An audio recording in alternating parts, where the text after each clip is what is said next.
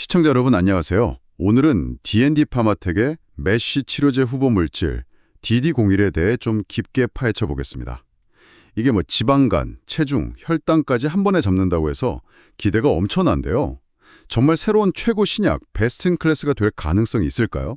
네, 기대감 자체는 저도 공감합니다. 근데 이게 아직은 초기 데이터고요. 아시겠지만 메쉬, 이 대사 이상 관련 지방간염 치료제 시장 경쟁이 어마어마할 거거든요. 그러니까 너무 앞서 나가기보다는 좀 냉정하게 볼 필요는 있겠죠. 그렇죠. 그 기대감의 근거부터 좀 따져봐야 할 텐데요. DD01, 이게 GLP-1하고 글루카곤, 이 두 가지 호르몬에 같이 작용하는 이중작용제라는 게 가장 큰 특질이잖아요. 네, 맞습니다. 그러니까 쉽게 말하면 GLP-1 좋은 점은 가져오면서 글루카곤으로 간에 직접 작용해서 지방을 확 줄인다 이런 거죠. 특히 다른 약들보다 GLP-1 비율, 그러니까 1대 11, 이걸 확 높여서 효과는 키우고 구토나 어지럼증 같은 부작용은 줄였다 이런 평가가 많더라고요.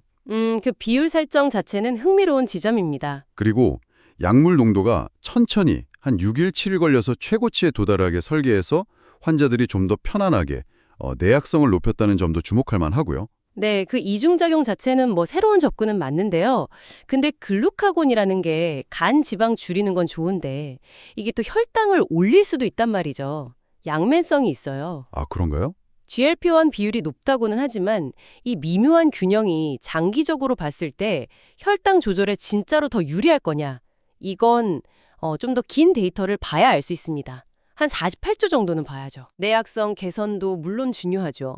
근데 이걸 획기적이다 이렇게 단언하기에는 아직 좀 이른 감이 있고 이것만으로 시장을 완전히 뒤집을 수 있을지는 글쎄요. 좀 더 봐야 합니다. 그래도 일단 나온 12주 임상 결과는 정말 놀랍지 않나요? 간지방량이 30% 이상 줄어든 환자 비율이 75.8%나 되고 평균 감소율도 62.3%래요. 네, 수치 자체는 그렇죠. 이게 경쟁 약물로 꼽히는 서보두타이드가 거의 1년 48주 투여해서 얻은 결과랑 비슷하거나 약간 낮은 수준을 단 3개월 만에 보여줬다는 거잖아요. 심지어 투약 완료한 환자들만 보면 85.7%, 69.3%로 더 높고요. 그 12주 MRI PDFF, 그러니까 간 지방량 수치만 보면 좋아 보이는 건 맞습니다. 근데 이걸 서보두타이드 48주 결과하고 바로 비교하는 건 좀 무리가 있습니다. 아, 어떤 면에서요? 이번 임상 참여자 중에 MASH 진단 바로 전 단계, 그러니까 간 섬유화 1에서 3단계 환자 비율이 꽤 높을 수 있다는 추정이 있거든요. 한 75에서 80% 정도요? 아, 상대적으로 좀 덜 심각한 환자들이 많았을 수 있다. 그렇죠. 그러니까 동일선상 비교는 좀 어렵다는 거고요. 또 당뇨 환자 비율이 한 15% 정도로 낮았어요. 그래서 여기서 나온 당화혈색소 0.33% 감소가 전체 MASH 환자군을 다 대표한다고 보기도 좀 어렵습니다. 그렇군요. 물론 고도비만이면서 당뇨 있는 일부 환자에서 1.1% 감소는 고무적이긴 한데 이건 표본수가 너무 적고요. 결국 제일 중요한 건 MASH의 핵심 문제, 그러니까 간 염증이나 섬유화 자체가 좋아졌느냐인데 이건 2020년 상반기에 나올 48주 조직 생검 결과를 봐야죠. 직접 간 조직을 봐야 확실해집니다. 아, 그 조직 검사 결과가 중요하군요. 근데 경쟁 환경만 보면 DD01이 좀 유리한 점도 있지 않나요?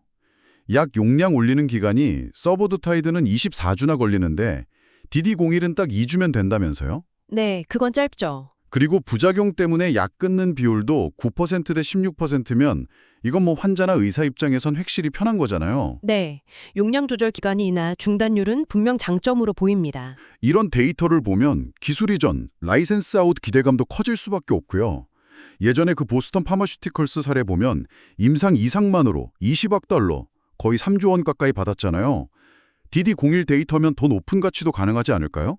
시장도 200조 원 규모라는데. 그 보스턴 사례는 근데 약물 작용 기전, FGF라고 해서 좀 다르고 임상 규모도 차이가 있어서요. 직접 비교는 조금 신중해야 합니다. 기술 이전 가능성이야 있겠지만 그 시점이나 규모는 아직 불확실하죠. 2025년 말이나 2026년쯤으로 예상은 되는데 이미 마드리갈 약은 나와 있고 서부도타이드나 세마글루타이드 같은 쟁쟁한 경쟁자들이 또 2026년 상반기 허가를 노리고 있거든요. 얘네가 먼저 시장에 딱 자리 잡아버리면 후발주자인 DD01이 비집고 들어가기가 생각보다 쉽지 않을 수도 있어요. 시장 크다고 다 되는 건 아니니까요. 경쟁이 정말 치열하겠네요.